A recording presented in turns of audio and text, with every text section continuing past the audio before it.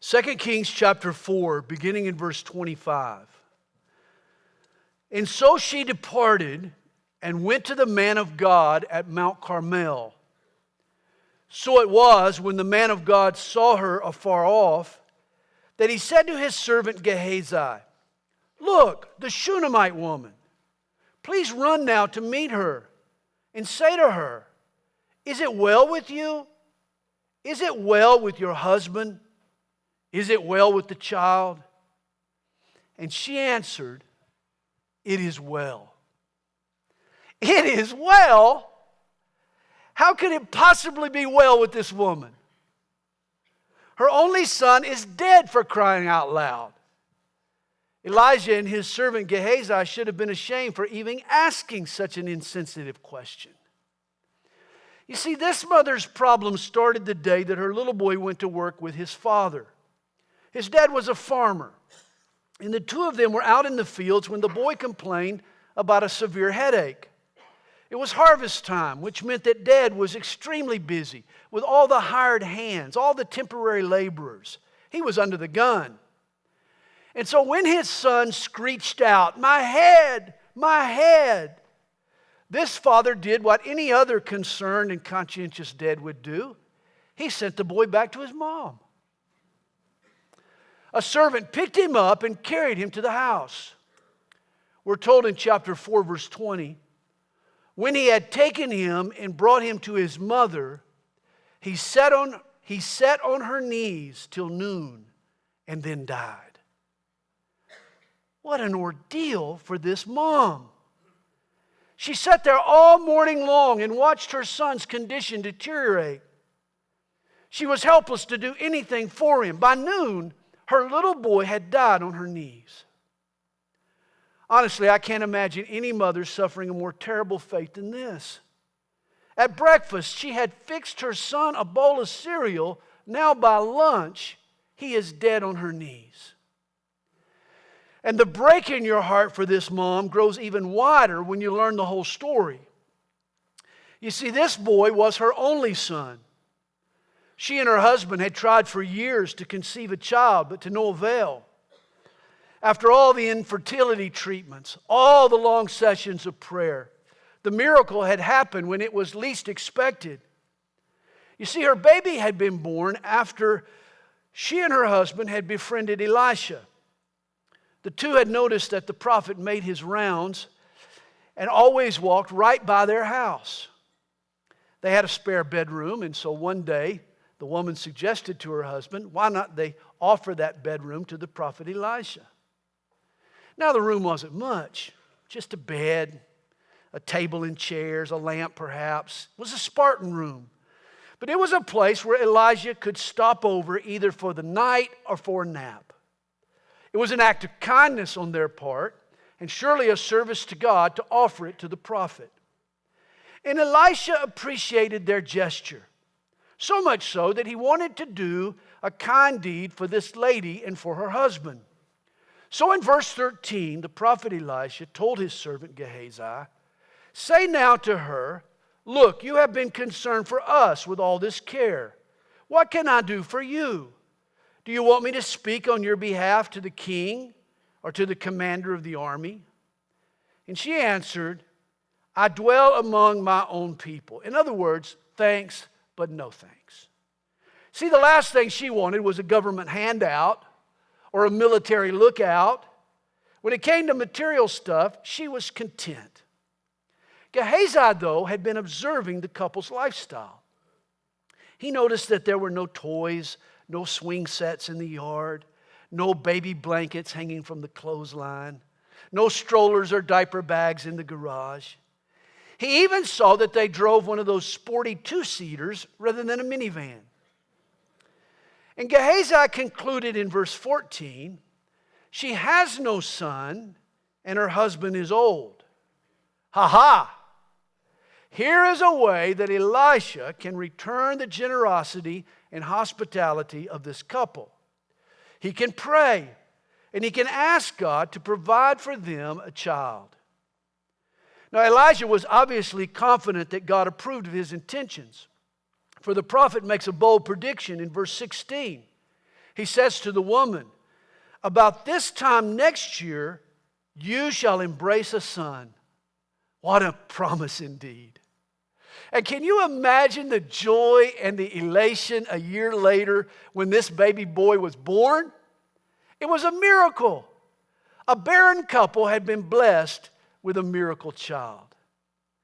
Of course, after the baby's birth, I'm sure Elijah must have thought, "What in the world have I done?" His nap times were no longer as peaceful with a baby in the house. And I'm sure there were nights when he got very little sleep with that baby crying in the background. But the prophet Elisha was delighted that God had brought such joy to this home.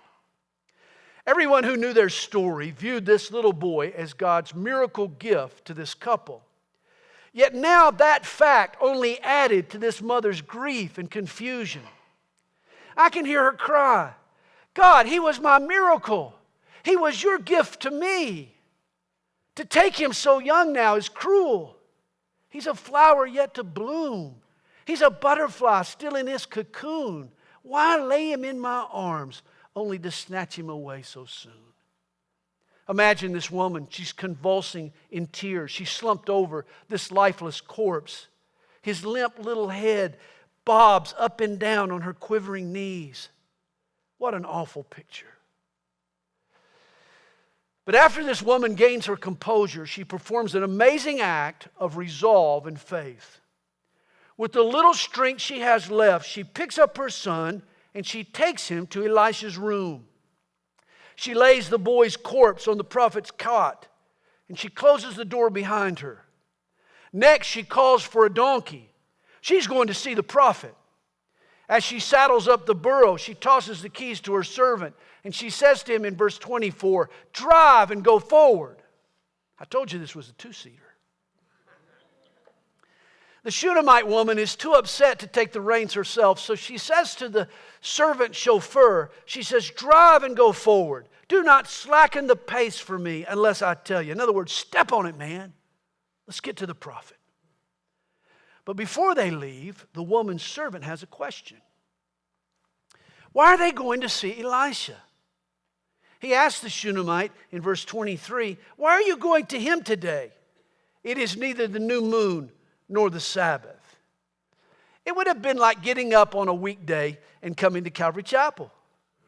I mean, why are you going to church today on a Monday? There are no Bible studies Monday morning. There are no worship services on a Monday. If you just want to see Elisha, he'll be around in a few days. And it's weird how she responds. The remainder of verse 23 reads, "And she said, 'It is well.'" It's as if she's answering another question in my mind. It is well? That's not the rational response to why are you going to him today. Actually, the reason that she's going is that it's not well. It's as if this woman is on a different page. Which brings us to our text. When this grieving mom reaches Elisha, he sends out his personal assistant, his servant, this man named Gehazi, to greet her. And in verse 26, Gehazi asks this woman 3 questions. Is it well with you? Is it well with your husband? Is it well with the child? And as I read this story, the answer to all 3 of those questions has to be no. Of course it's not well. It's certainly not well with this mom. Her heart has been ripped out of her chest. She's cried so much, her tear ducts are now bone dry. I'm sure she was probably dehydrated. And it's not well with the husband. She suddenly realizes she's married to an insensitive lug. I mean, she's been embroiled in an all-day vigil overseeing her son's death while he can't even pry himself away from his work out in the fields. This man was still out harvesting his crop when she left for Elisha. And of course, it's not well with the child.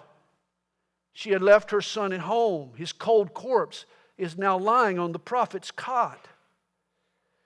It's now being taken over by rigor mortis. If I had been this woman and Elisha's servant had asked me, "Is it well?" I would have gone ballistic. I mean, lost it. I mean, blown a fuse. I would have bristled up and, it is well, I'll show you if it's well. And I would have cold caught Gehazi in a heartbeat. But read again her amazing words in verse 26. The Shunammite mother answers Gehazi, it is well. This morning, I want to ask all the mothers here today 3 questions. Is it well with you, Mom? Is it well with your husband? And is it well with the child? And with the time we have left, I want us to work through those 3 questions before we reach a final answer. First, if you're a mother, is it well with you? Thankfully, most of you have never had a child die on your knees. But Kathy and I have come close twice. Our daughter suffered from sleep apnea just after she was born when she was an infant. Kathy, being a nurse, she noticed how Natalie would stop breathing. We were given a monitor that sounded an alarm at night when she was no longer taking a breath, detected that her shallowness of breathing. That first night, the alarm screeched 45 times. Talk about getting no sleep. If you had asked us if all was well, we would have said, no, it's not. And most of you are well aware of the second time we came close to losing a child. It was when our oldest son, Zach, battled COVID. Zach was 10 weeks in the ICU, 6 weeks on a ventilator, and a month in a coma. Trust me, there was nothing well about that situation either. And even if you haven't walked with a child through the valley of the shadow of death, being a mom also has taxing challenges. Many taxing challenges. You may not have lost a child, Mom, but all moms at times feel like they're losing their mind. I know you've lost your patience, maybe your sanity, definitely your energy, even your figure. Here's a poem called A Mom's Prayer. Now I lay me down to sleep, I pray my sanity to keep. For if some peace I do not find, I'm pretty sure I'll lose my mind. I pray I find a little quiet from the daily family riot. May I relax, not have to think about what they're stuffing down the sink, or who they're with, or where they're at, or what they're doing to the cat. I pray for time all to myself. Did something just fall off the shelf? A silent moment, for goodness sake. Did I just hear a window break? And that I need not cook or clean. Why not? I've got the right to dream. Yes, now I lay me down to sleep. I pray my wits about me keep. But as I look around, I know I must have lost them long ago. A mom's prayer. Here's a few entries in the Dictionary of Motherhood. Grandparents, you know what grandparents are. They're the people who think your children are wonderful even though they're sure you're not raising them right. Impregnable. That means a woman whose memory of labor is still vivid. Prenatal. When your life was still somewhat your own. Sterilize. What you do to your first baby's pacifier by boiling it in water and to your last baby's pacifier by blowing on it. Temper tantrum. What you should keep to a minimum so you don't upset the children. And I know I'm going to get in trouble with this one, but why not? Weaker sex. The kind you have after the kids have worn you out. Did you hear about the mom of several preschoolers who sent out thank you notes for the new gifts that she'd received at her most recent baby shower? One of the notes read, "Many thanks for the playpen. It's something I now use daily. From 2 to 3 in the afternoon, I get in it to read, and the children can't get near me." Have you ever noticed that when a gold miner strikes the main vein and hits the rock with the heaviest portion of precious metal, it's always called the mother lode? I'm just saying, a mother's load can get awfully heavy at times. Is it well with you, Mom? Perhaps you would answer, not really. I'm pretty tired. I'm burned out. I love my kids, but I'm just not sure I'm cut out for this mommy gig. I haven't lost a child to death, but I feel like I've lost them in other ways. To a hurried lifestyle, to ungodly friends, to worldly influences. Yes, there are nights when I took my children into bed, I closed the door, and I wonder if I'm losing them or if they're losing me. See, the question posed to you, Mom, is it well? If that question was posed to you, how would you respond? Most of you would say, no, it's not well. I wear a smile, but I'm tired. And I'm just not sure I can carry on. Well, in a few moments, I want to show you, Mom, how the Shunammite was able to feel everything you're feeling, plus some, yet still respond, it is well. But there's another question our text requires me to ask you. Is it well with your husband? And please, please, muffle the laughter. I know what you're thinking. My husband assumes all is well because he's living with his head in the sand. He doesn't know what I go through. The kids are lost, I'm dying inside, and he's still at the office harvesting a paycheck. No, it's not well with that guy. My husband needs to care for us, not just that job. There's another definition in the dictionary of motherhood, bottle feeding. It's defined as an opportunity for daddy to get up at 2 o'clock in the morning. Once a mother was out walking with her 4-year-old daughter. The little girl, she picked up an object off the ground and she started to stick it into her mouth. Her mom told her not to do that. The little girl wondered why. Well, Mom replied, said, it's been laying outside. It's gotten dirty. It probably has germs on it. Well, the daughter was astonished. She said, wow, Mom, how do you know all this stuff? Well, this mother was good at thinking on her feet. And so she answered her little girl. She said, it's the mommy test. You have to know it or they don't let you be a mommy. Well, as they continued down the path, Mom noticed that this little girl, she had delved into some serious thought. Well, after a few minutes, the little girl blurted out, I get it now. Then if you flunk the mommy test, you have to be a daddy.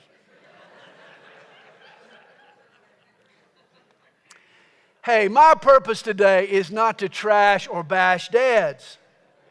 I am definitely an advocate for two-parent families. I believe a child needs a godly mom and a dad. And a father isn't just a figurehead. No, a good dad is an active dad. He takes leadership in the training and discipline of his kids. Hey, I love dads. I am a dad. I'm just pointing out that no matter how hard a dad tries, there will be times when his wife still is going to think that he's not doing enough. And she might be right. But Mom, here is where you've got to be careful. For men are like yarn. They're like yarn. Push a string of yarn and it goes nowhere, doesn't it? It gets nowhere. To move that yarn, you don't push it, you got to pull it. And to cultivate a good man, a wife has to learn to pull the right strings. Ladies, you'll help your husband be the man God wants him to be and that you need him to be, not by pushing him with your pestering, but by pulling him along with your example and with your encouragement. Years ago, a friend of mine told me, Sandy, the best thing you can do for your kids is to love their mom. And after 43 years now, that has definitely been true. But the reverse is just as valid. One of the best things a mom can do for her children is to love and honor and support their father. Ladies, you can't put dad down in front of his kids and then expect those same kids to show him respect. On real rare occasions, Kathy and I would get upset with each other. We'll disagree. We'll start arguing over a decision. And suddenly, either she'll say to me or I'll say to her, wait a minute. Let's remember we're on the same team here. You know, it's been said, teamwork is like a waterfall. It's a lot of drips working together.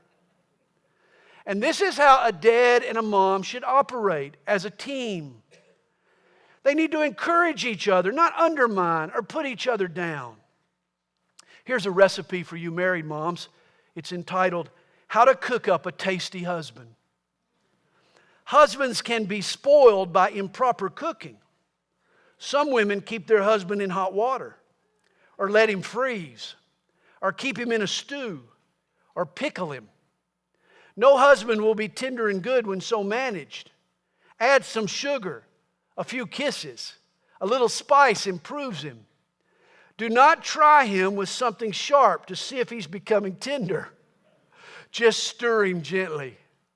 A husband is delicious and digestible when prepared properly and will keep as long as you want to have him. Every mom does herself and her family a favor by trying her best to build up her child's dad. Ladies, is it well with your husband? Well, maybe not. We husbands can get distracted. We can neglect the people that we love. Like the Shunammite's husband, we can get too wrapped up in the harvest. Our wife needs our help to shoulder the burden, but we're out in the fields trying to bring home that paycheck. Sometimes we can get downright insensitive. But ladies, even if that sums up your husband, let me show you how you can still say of him, it is well. For there is a reason the Shunammite replied as she did. And before I disclose it, let's ask one more question. Is it well with the child?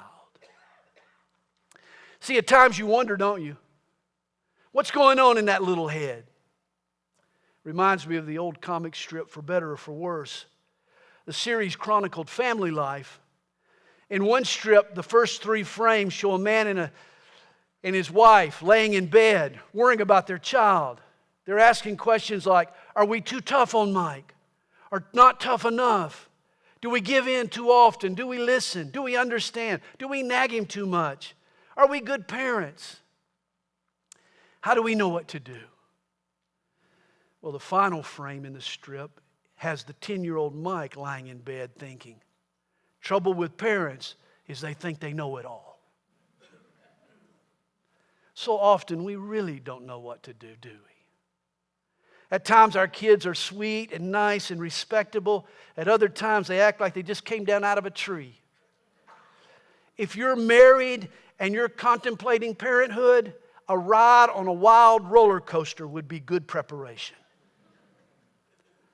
Once a mom was hurried and hassled. She was preparing dinner for her husband's family.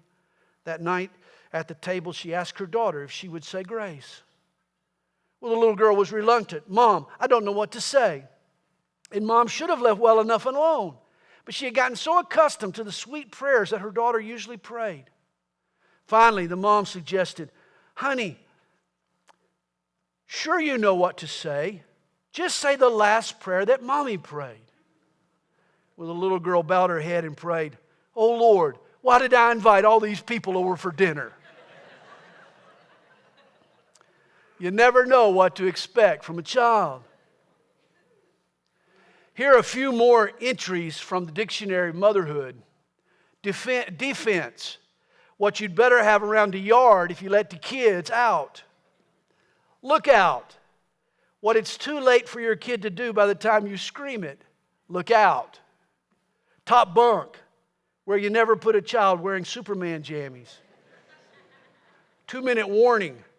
When the baby's face turns red and he or she begins to make those familiar grunting noises, that's a 2-minute warning. Nonverbal, the ability to whine without words. And whoops, an exclamation that roughly translates, get a sponge. A mom knows if it's well with her children. God equips moms with a sixth sense.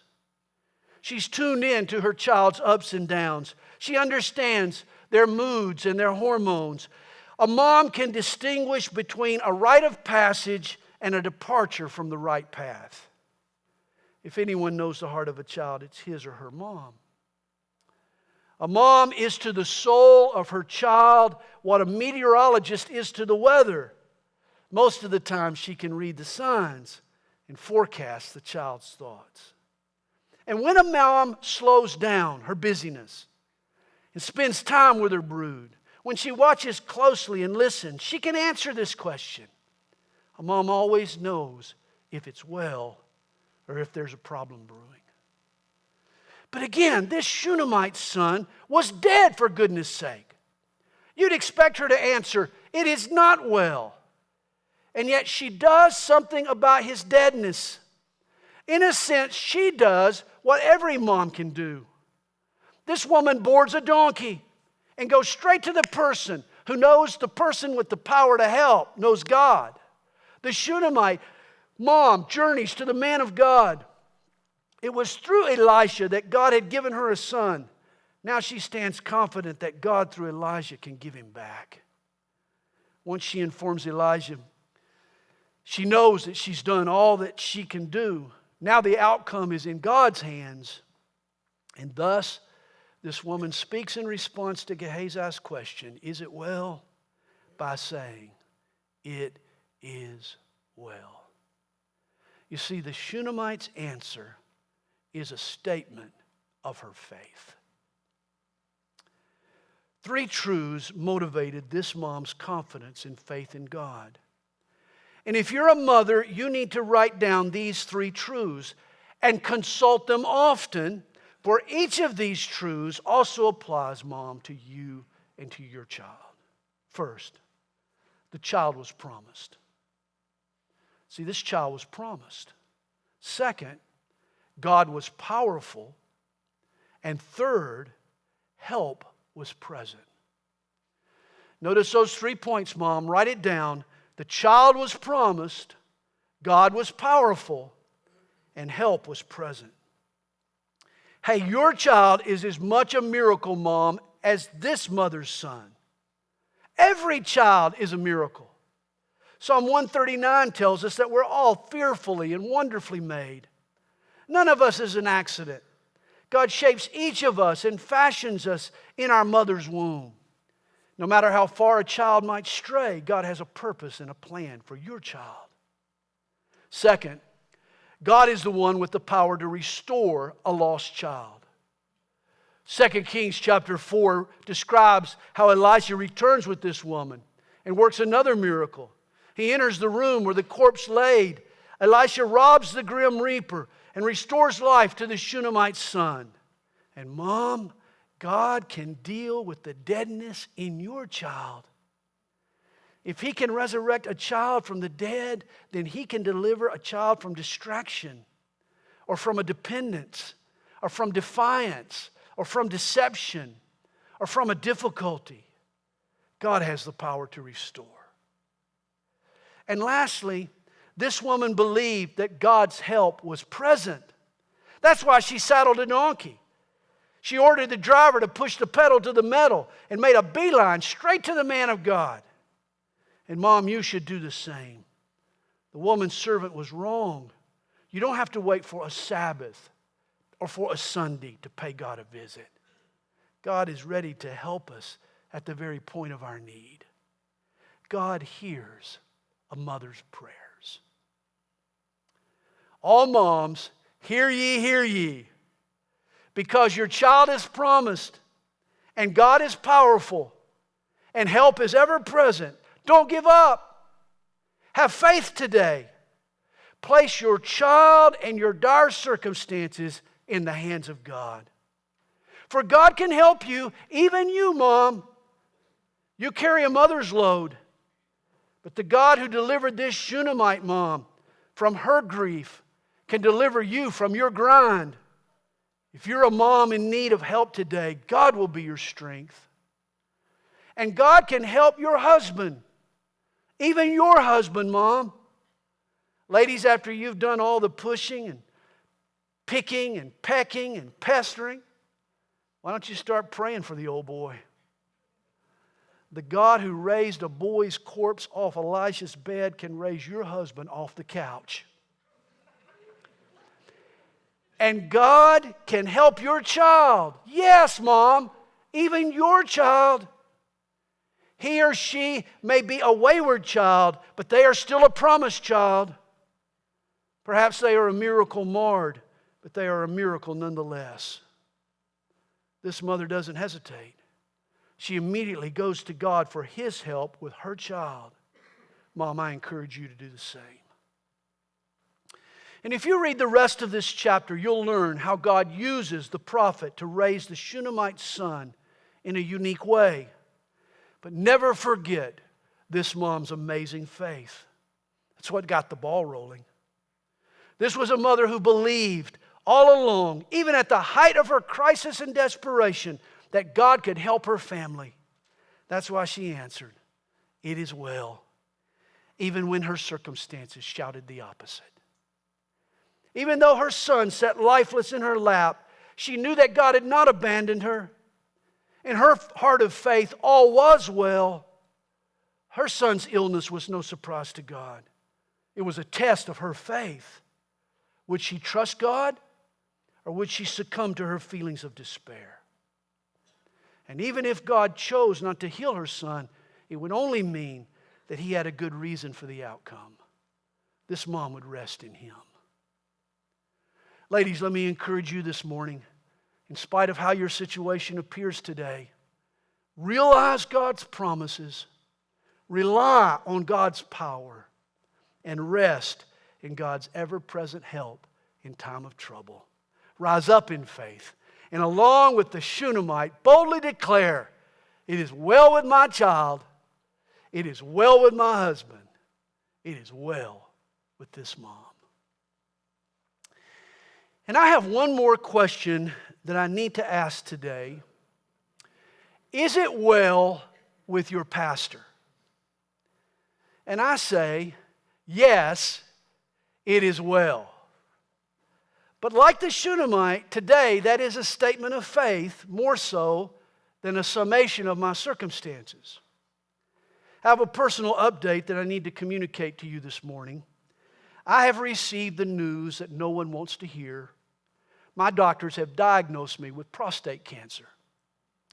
Thankfully, it has been detected early, and it's treatable, I've been told. In April, I had a PET scan that showed that the cancer is still contained in the prostate, which is a very good thing. So I'm having surgery to remove a diseased prostate, a robotic prostatectomy. Try pronouncing that. The procedure is scheduled for June the 4th, and then according to the doctor, I'm going to need 3 to 4 weeks to recover. So over the next 2 weeks, we're going to finish Revelation. I'm going to teach again on June the 2nd. I'm going to have my surgery 2 days later on that Tuesday, June the 4th, rest and recover the month of June, and then be back in this pulpit the first Sunday in July, raring and ready to go.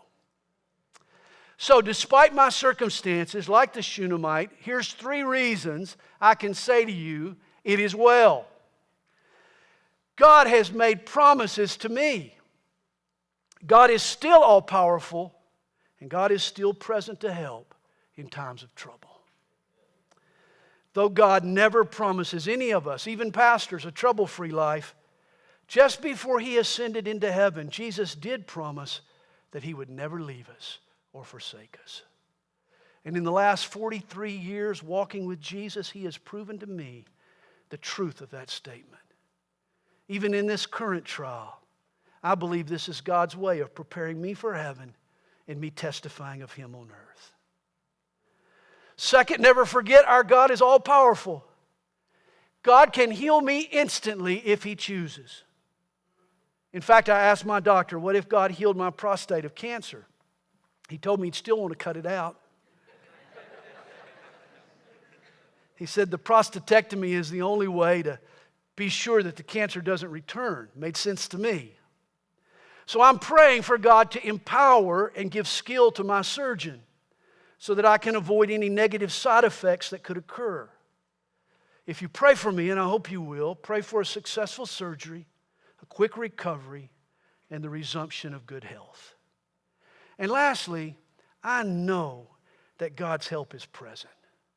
I have no doubt I won't be undergoing this surgery alone. Jesus referred to the Holy Spirit as our helper. And I believe He is going to help me throughout. I am in the hands of a faithful Lord Jesus, and that is a very, very good place to be. So, over the next few months, if you consider yourself a part of Calvary Chapel, here's how you can help us. First, pray. Pray for me, and pray for my wife, Kathy, and my family. Kathy's in Oregon today. She's there this week to spend Mother's Day with her 89-year-old mom. She's trying to spend as much time with Mom as she can before she has to take care of me for a month. But this is all going to be a challenge for her as well, so please pray for my wife. Pray also for our pastors. Pray for our church. God hears and answers when we pray. Second, come to church. Please come to church.